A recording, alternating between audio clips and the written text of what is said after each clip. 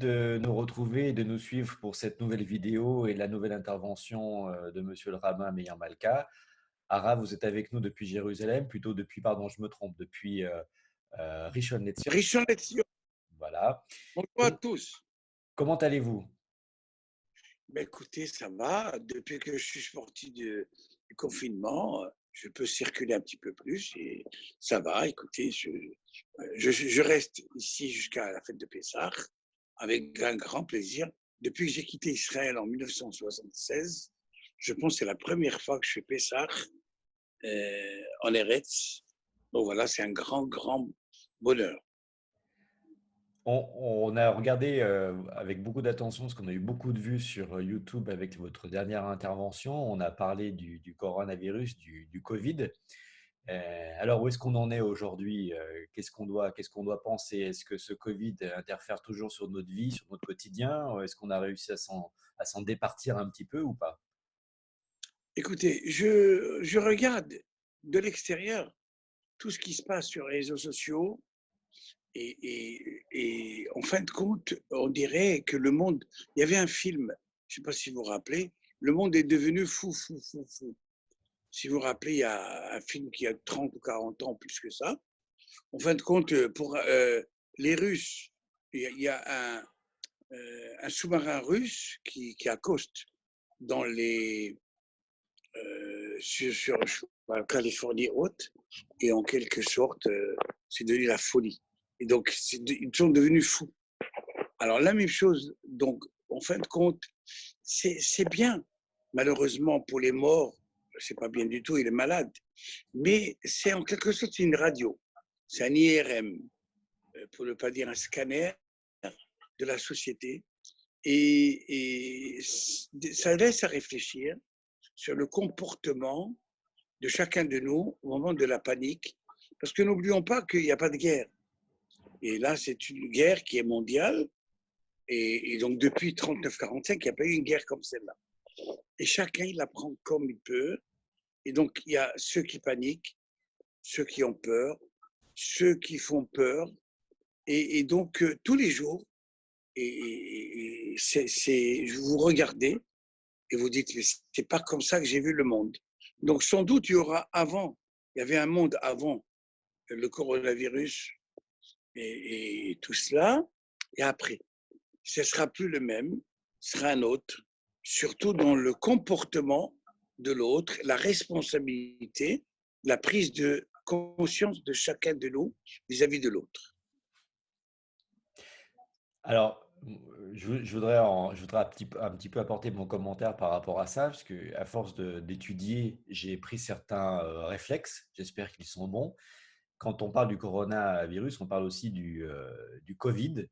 Et je me suis amusé ou plutôt j'ai une espèce d'intuition. Covid, si je transforme ça en lettres hébraïques, on peut en extraire le kaf, le bet et le daed, comme on trouve dans kavod. Alors, je ne sais pas, est-ce que c'est une intuition intéressante à développer ou pas? Quel est votre avis là-dessus? Alors, le kavod, c'est un virus. C'est un kavod, ça existe, le virus du kavod, l'honneur, le chercher donc à quelqu'un qui vous fasse honneur, qui vous fasse kavod, c'est depuis la création du monde, c'est un virus. Quand quelqu'un l'attrape, ben, il n'y a pas. Parce que les maximes de l'opéra nous disent la kina, la jalousie, la ta'ava, l'envie, et le kavod, l'honneur, écourte la vie de chacun de nous. Parce qu'il n'y a pas de fin.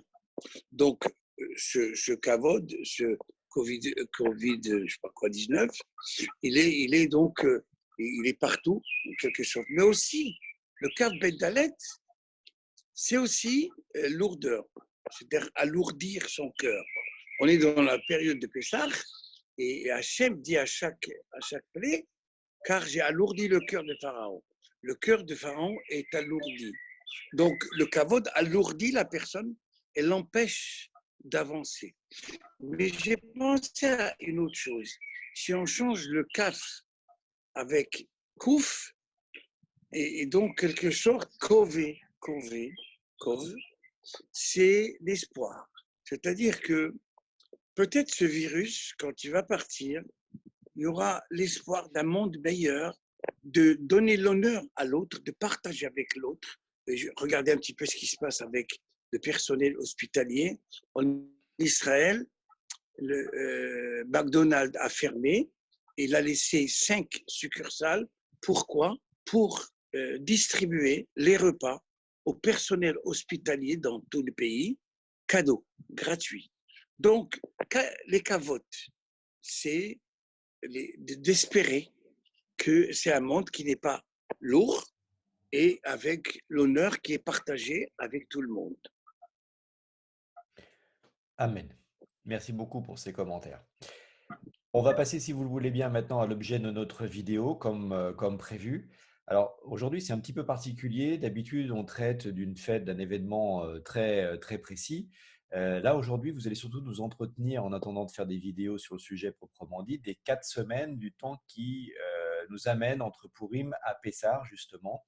Il y a un certain nombre d'usages et de choses à réaliser dans la tradition. Est-ce que vous pouvez nous entretenir de cette période-là de 4 semaines, plus précisément? Bien sûr. Alors, il y a 4 Shabbatot, 4 week-ends, on va dire, 4 semaines, entre l'annonce de Purim et l'annonce de Pessah. Alors, d'où on parle? Purim, donc on l'a fêté il y a à peu près un mois, 3 semaines. C'est un Purim spécial. Donc, et donc, avant Purim, il y a 2 semaines avant Purim et 2 Shabbatot après Purim pour préparer la venue de Pessah, la Pâque juive. Le Shabbat, le premier Shabbat des 4 semaines, ça s'appelle Shabbat Shkalim. Shabbat Shkalim, c'est le Shabbat où on a annoncé qu'il faut donner pour le recensement une pièce, ça s'appelle demi-shekel, et avec ça, le renoncement, on fait le recensement des personnes, et en même temps, cet argent servait à acheter des corbanotes, des sacrifices publics. Parce qu'il y avait un sacrifice public, tamid. Tous les jours, il y avait un sacrifice pour expier les fautes de tout le monde. Et donc, cet argent, cette caisse, le demi-shekel était donc, et quelque chose d'extraordinaire dans le demi-shekel, c'est que ce demi, c'est-à-dire qu'une personne ne peut pas être complète, elle a besoin de l'autre. Et à Purim, chacun avait besoin de l'autre pour donc déjouer le complot d'Aman. Le Shabbat avant Purim, il s'appelle Shabbat Zachor. On nous rappelle que le démon du tueur, de l'exterminateur du juif, il est toujours là. Amalek, Haman, Pharaon et d'autres, c'était donc des gens qui voulaient exterminer le peuple juif par un moyen ou un autre. Et donc Haman, c'était justement juste exterminer physiquement tous les juifs qui se trouvaient dans le demi-globe, la moitié du globe du monde, 127 provinces entre l'Éthiopie et l'Inde. Pourquoi? Parce qu'un juif, il a fauté parce qu'il ne s'est pas levé devant Haman. Donc ça, Shabbat Zachor. Il y a eu Purim. Après Purim, il y a eu Shabbat Para. Shabbat Para, c'est la vache rousse. Donc pour rappeler aux Juifs qu'ils ne pouvaient pas se faire le sacrifice de Pessah, un Pâques juif, d'agneau de Pessah, s'ils n'avaient pas, c'est parce que s'ils avaient contacté un mort, touché le mort, donc il fallait qu'ils passent par quelque chose, donc une cérémonie. Il y avait une vache rousse qui était brûlée et les sangs de cette vache rousse devaient être mélangés avec l'eau lustrale du tabernacle et du temple, et on devait asperger cet homme ou cette femme qui était en contact avec la mort de quelqu'un. Donc ça s'appelle para.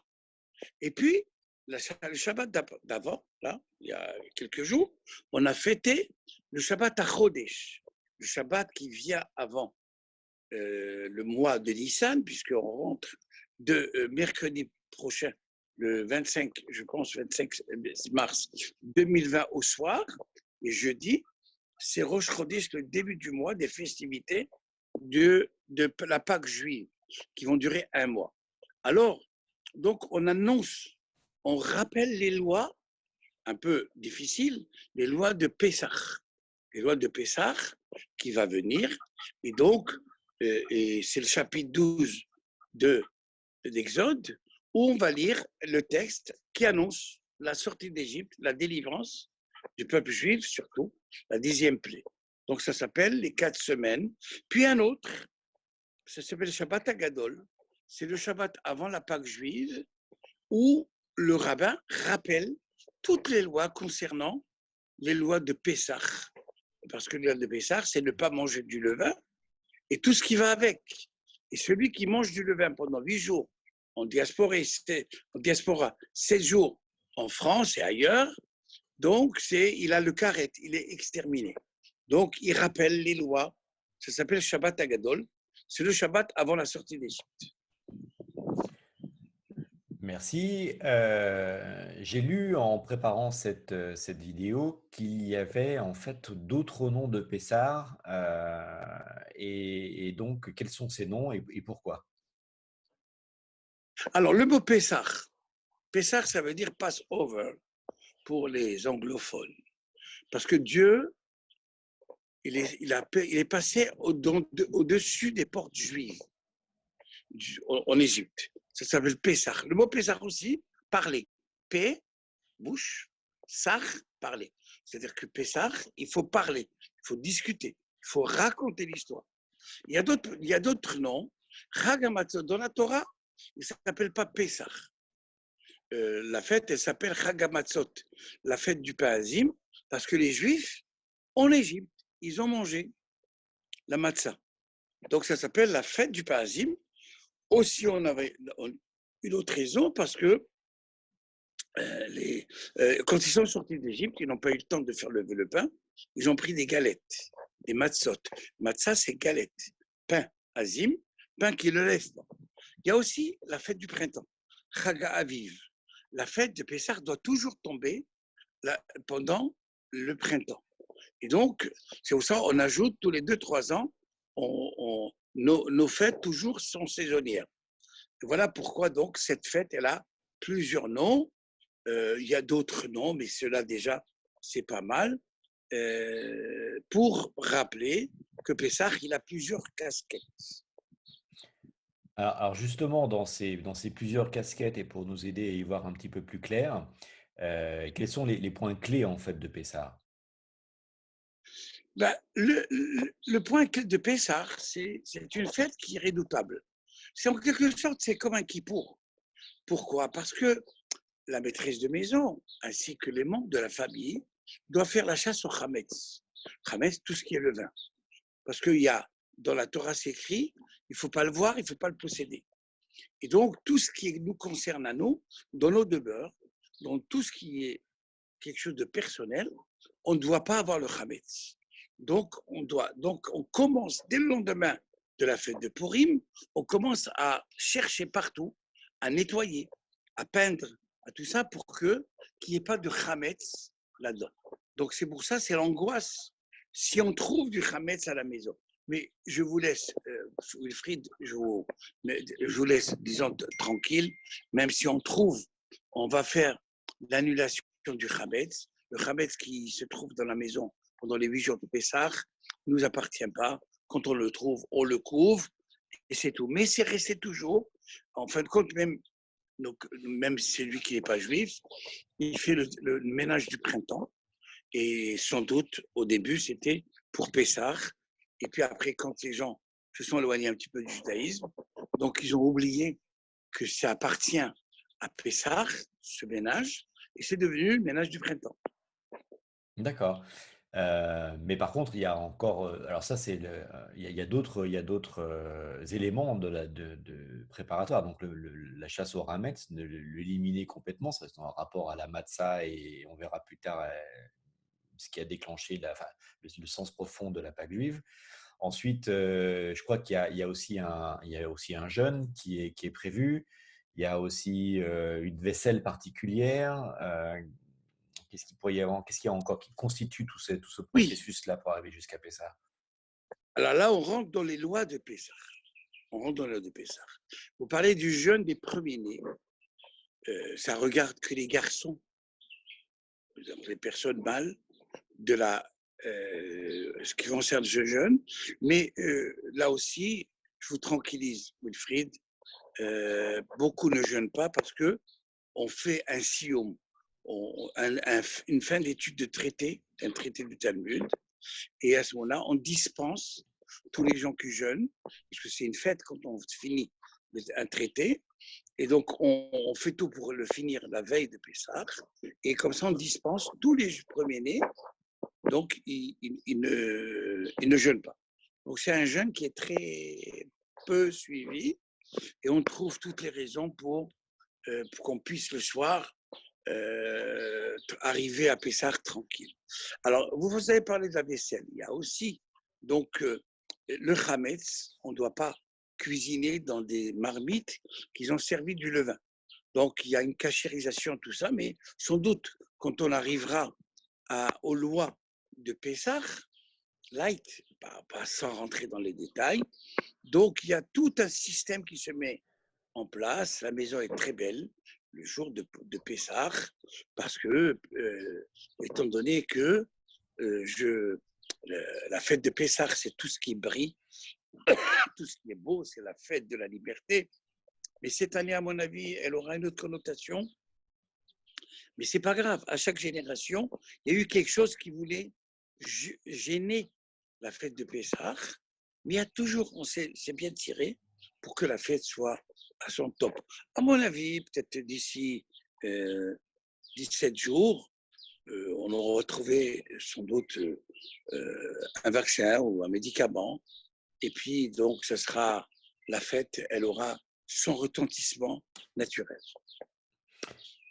Merci pour ces commentaires. Un peu, alors j'ai mis dans mes notes, j'ai mis le mot entre guillemets, un petit peu de religion pour les puristes, de Purim à Pessah, je lis mes notes.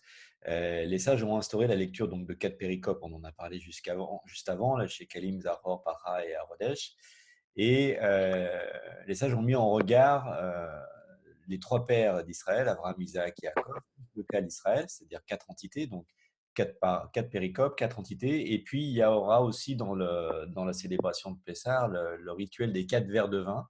Alors, ma question est simple, est-ce qu'il y a une règle de 4 tacite durant cette période? Alors, mon cher Wilfried, chaque chiffre, il a sa raison d'être. Donc, il y a, puisque à la fin du Seder de Pessah, à la fin de la cérémonie de Pessah, on chante un qui sait de 1 à 13. Donc, on sait tous les chiffres. 2, c'est 1, c'est Dieu. 2, c'est Moshe et Aaron. 3, c'est les 3 patriarches, Abraham, Isaac, Jacob, comme vous avez dit. 4, c'est les 4 patriarches. 5, c'est les 5 livres de Torah. 6, c'est les 6 traités de la Mishnah. 7, c'est les 7 jours. 8, c'est les jours de Mila. 8 jours de Mila. 9, c'est les 9 mois de grossesse. 10, c'est les 10 jours, c'est les 10 paroles. 11, c'est les étoiles. 12, c'est les tribus. 13, ce sont les midotes, les qualités de Dieu. Et tout ça. Donc, chaque chiffre, il a sa raison d'être et il a son cible, sa cible pour le faire. Donc, dans la tradition, Pessah, c'est Abraham. Pessah, parce que quand il a reçu les anges, il leur a servi de l'agneau et des pains imous. Abraham il fêtait déjà Pessah. Yitzhak, c'est les 10 commandements. Jacob, Sukkot. Et donc, voilà. Donc, chaque fête, elle a sa raison d'être. Et qui est le sponsor? Donc, pour Pessah, c'est Abraham. Il faut aussi, donc, Abraham était riche. Et pour faire un seder et une fête de Pessah comme il faut beaucoup, beaucoup de moyens pour le célébrer. C'est pour ça qu'ils ont pris un bon sponsor qui est Abraham. Très bien. Dernière question, on approche de la fin de votre intervention. Et question qui est devenue maintenant habituelle. Que peut-on, nous, les nations, comprendre et quelles leçons pouvons-nous tirer de cette période entre Pourim et Pessah, et notamment avec tous les événements qu'on connaît? Alors, vous savez que Hachem, par sa bonté, n'a pas voulu imposer à l'humanité entière les 613 commandements. Mais il l'a donné pour que ceux qui l'ont, qui puissent la diffuser. Et c'est pour ça, Pessah, c'est quoi? Vous savez, il y a quelques semaines, on a fait circuler dans les réseaux sociaux que le pape François Ier, il a parlé du bien de Shabbat et tout le monde a dit que pour le coronavirus, que c'est bien que le pape a dit de pratiquer Shabbat. Et même ici en Israël, ils étaient contents, ils en parlaient. Quelle pauvreté, qu'est-ce que nous sommes devenus pauvres.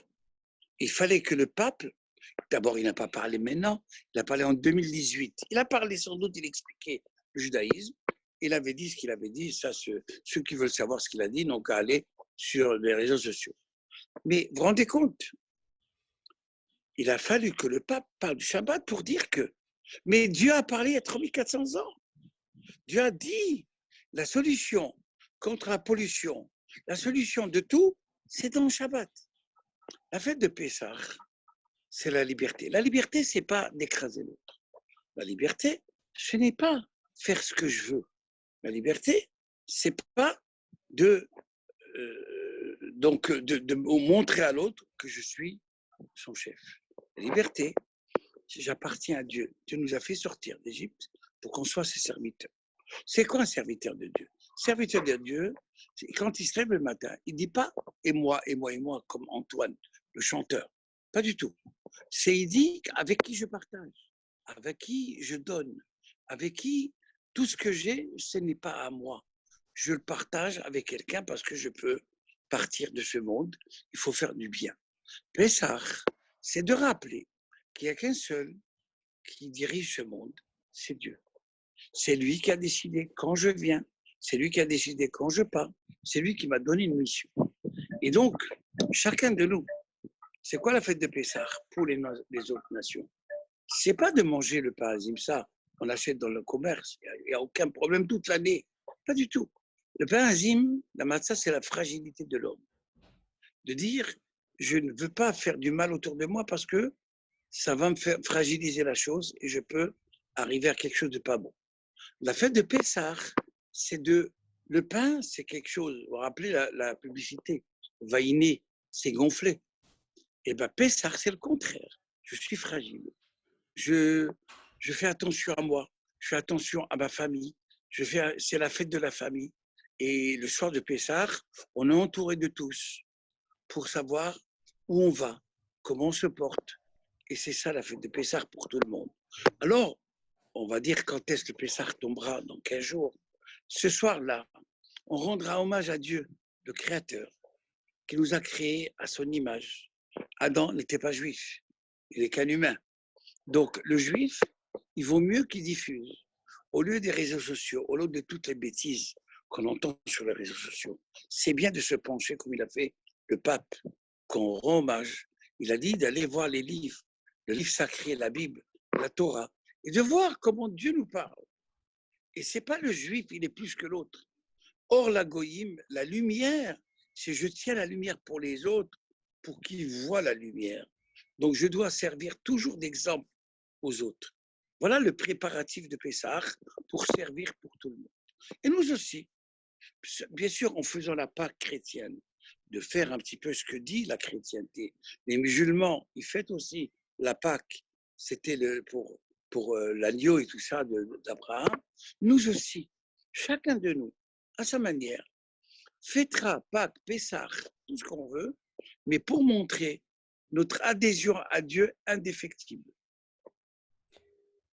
Magnifique. On ne pouvait pas terminer sur des meilleurs propos et une meilleure parole. Merci beaucoup encore pour cette intervention, très riche d'enseignements et voilà, toujours un grand plaisir pour moi. J'espère que ce plaisir est partagé pour tout le monde. Je n'ai plus qu'à vous saluer et à vous dire à bientôt pour une prochaine vidéo. Merci, bonne continuation et bonne fête de Pessah si on ne s'entretient pas entre-temps. Merci beaucoup à tout le monde. Bonne fête de Pessah et bonne Pâques.